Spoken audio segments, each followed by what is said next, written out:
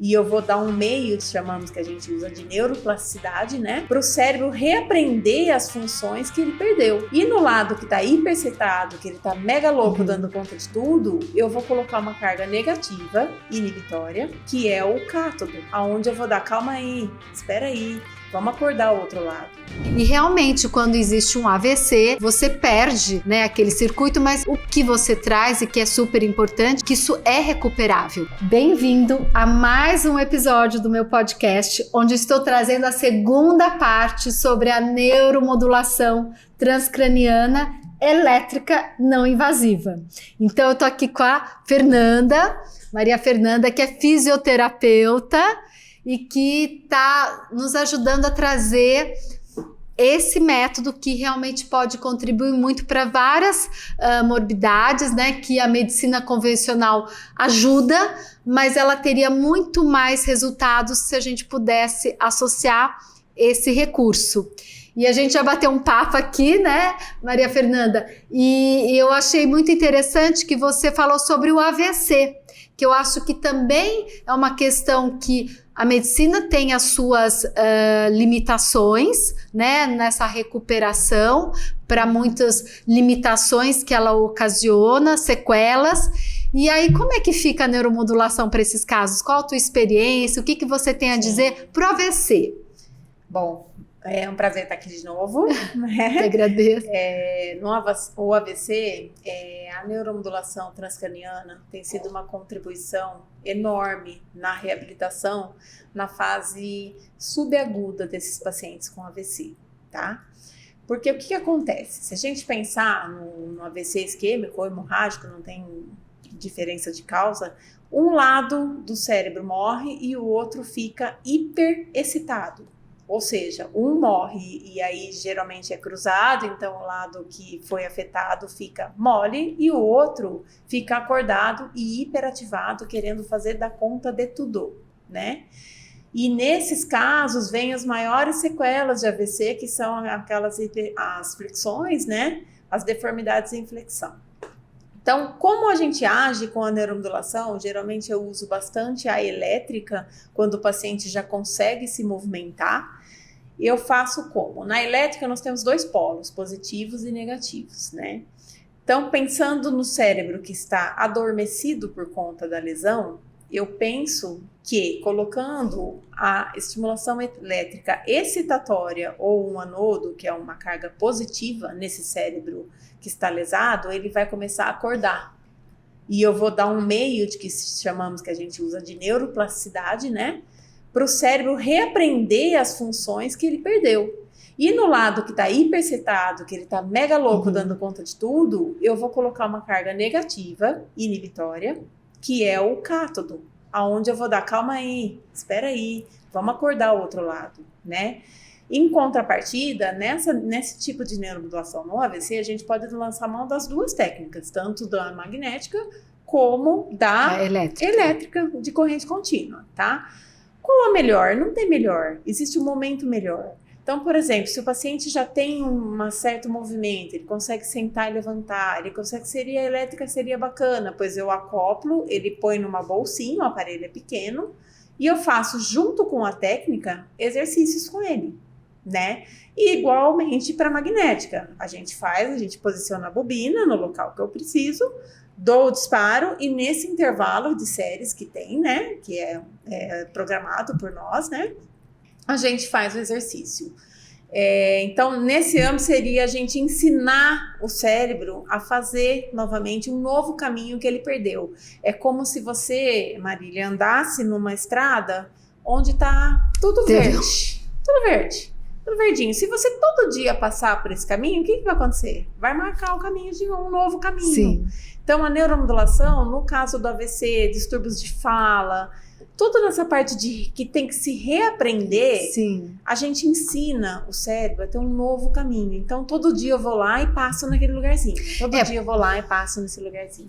Porque o que é interessante é que o cérebro ele funciona através de circuitos, né? Sim. A partir dos estímulos que ele vai tendo, ele vai ativando esses circuitos. Sim. E realmente, quando existe um AVC, você perde, né, aquele circuito, mas o que você traz e que é super importante, que pessoas já podem ter observado que isso é recuperável. Sim. Talvez não na velocidade que a gente gostaria, mas aí eu acho que você realmente, com a neuromodulação, consegue acelerar esse processo, porque você vai fazer conjunto o estímulo externo, né, com a musculatura e ao mesmo tempo do cérebro. Então eu não sabia, né, dessa possibilidade, mas conhecendo o mecanismo, né, e todo o processo que ocorre, eu acho que isso tem muito a contribuir. Agora, eu não sei se você tem na sua experiência, assim, casos pelo menos algum caso, assim, de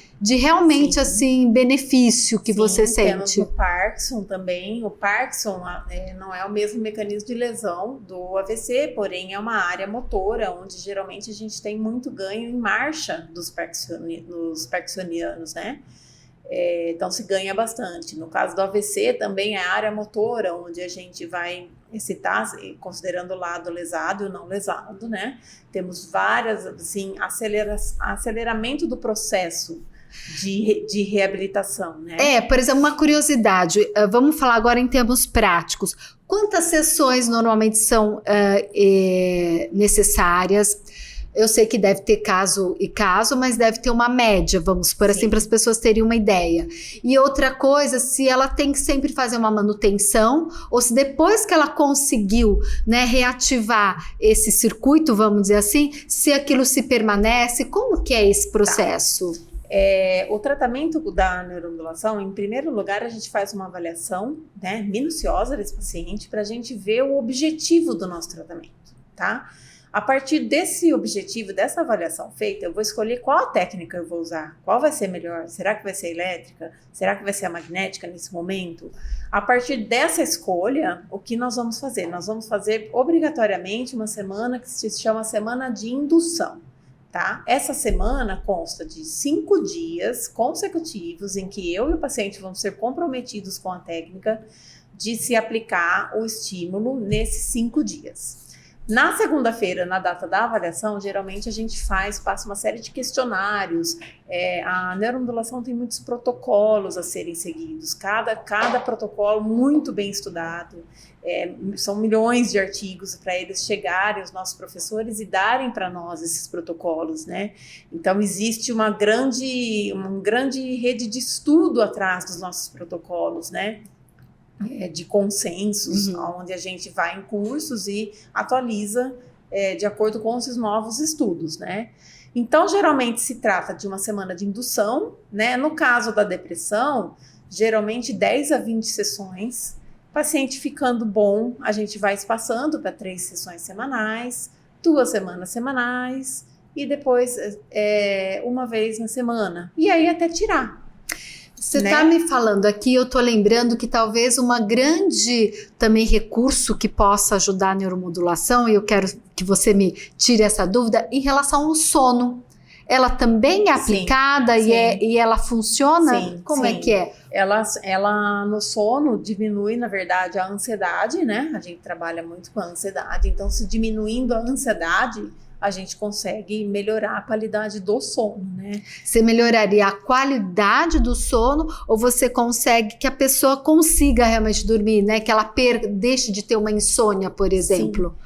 A insônia e a parte dos distúrbios do sono, eles são muito relacionados também com o ambiente. Então, seria associar a neuromodulação como uma forma de se diminuir a ansiedade e melhorar também alguns outros comportamentos de ambiente do sono, né? Que a gente chama da higiene do sono, Higiene do né? sono, que daí seria uma parte... Mas você também vê benefícios com essa técnica. Principalmente com a magnética, a parte dos distúrbios do sono. Agora, a gente também estava falando em autismo.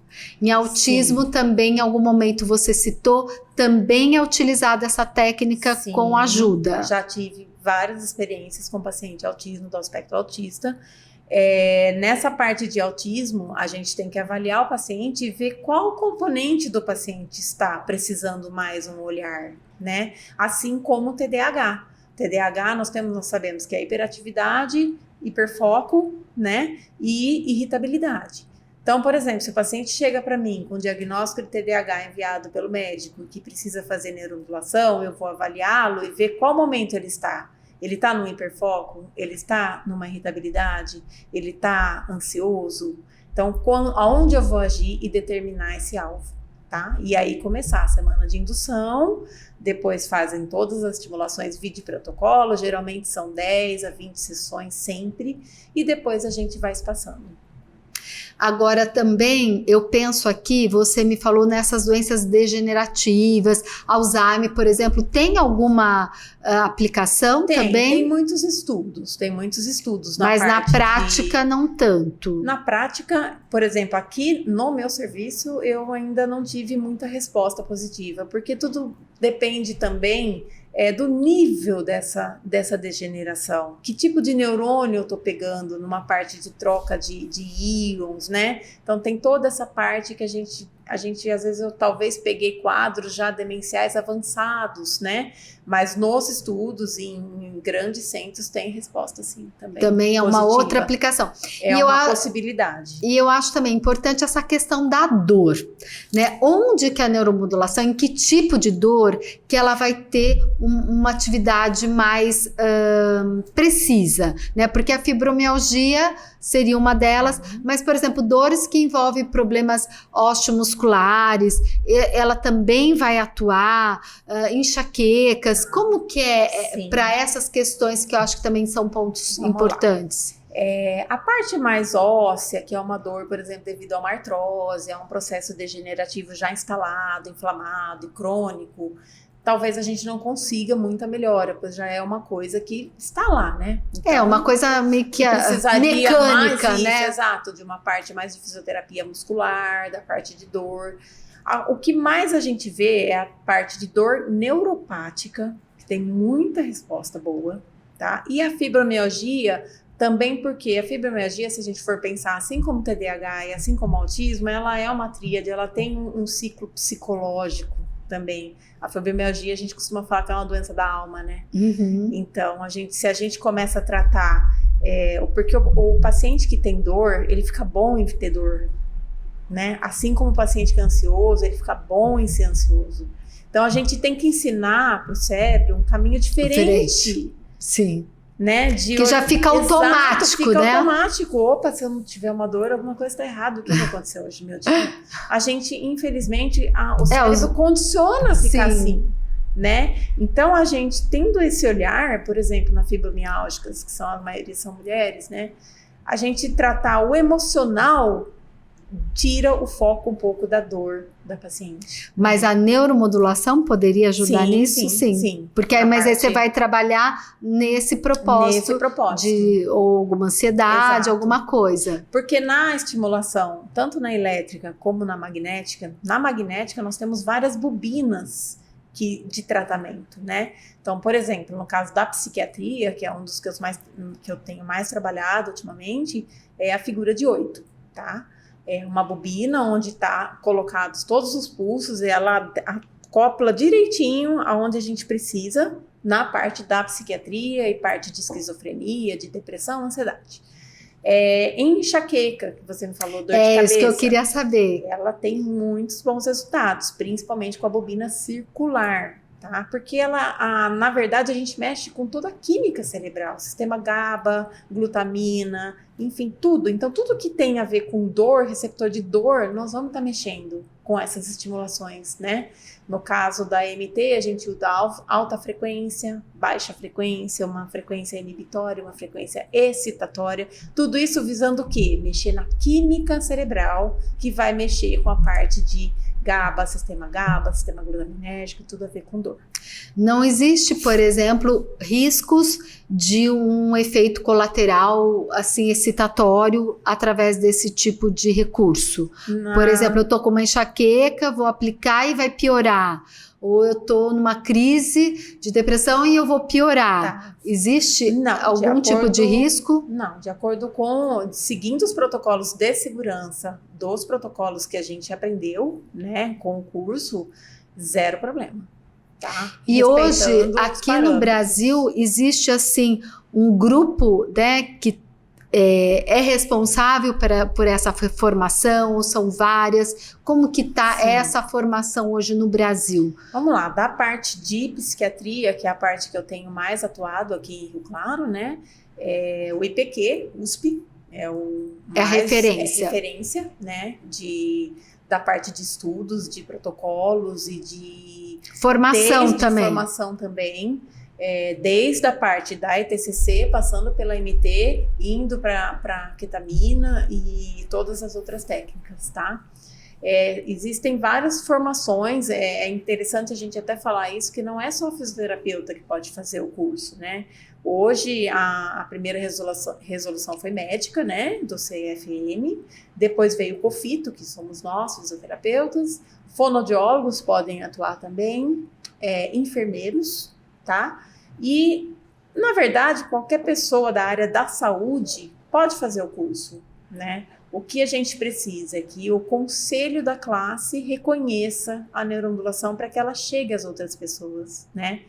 Então, na nossa classe de CREFITO, que é a fisioterapia, já temos a resolução e está tudo certo. E no caso, a gente fala de aparelhos, né? Sim. Isso também existe diferença desses aparelhos que vão liberar essas energias elétrica e magnética? Sim. Como é que funciona isso? O paciente pode ter tranquilidade em estar indo para uma aplicação dessa? Como que é? Isso é uma pergunta muito importante, porque a gente tem que estar usando aparelho só registrado pela Anvisa, né? Se você jogar no Mercado Livre, tem gente fazendo gambiarra para ter corrente contínua, né? Então, você não tem segurança, né? Então, a gente trabalha só com o aparelho, a máquina de EMT, ela é dinamarquesa, né? Ela vem da Dinamarca, e a máquina de ETCC, que é elétrica, ela é brasileira, produzida pela NKR e com a Anvisa, todas anvisadas. Isso é muito importante. Então, assim, não existe risco se o profissional é habilitado com um curso de competência e está fazendo a técnica nos parâmetros de segurança estudados e protocolados. E provavelmente esses aparelhos devem ter eles têm que ser regulados também, né?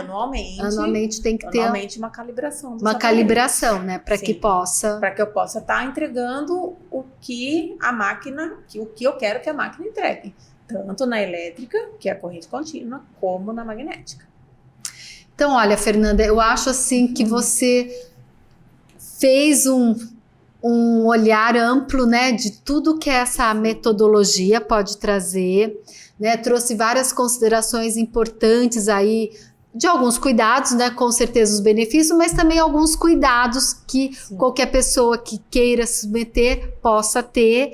E eu acho que, pelo que você me trouxe, ela vem ser um arsenal para contribuir muito nas problemáticas que hoje a gente tem no nosso mundo atual, na realidade que a gente vive. Então, assim, eu agradeço muito a tua contribuição, né, em relação ao seu conhecimento, a tua experiência, e trazer isso de uma forma mais ali palpável e que as pessoas possam conhecer e talvez se beneficiar dessa modalidade. Eu aprendi muito com você e muito obrigada. Eu que agradeço.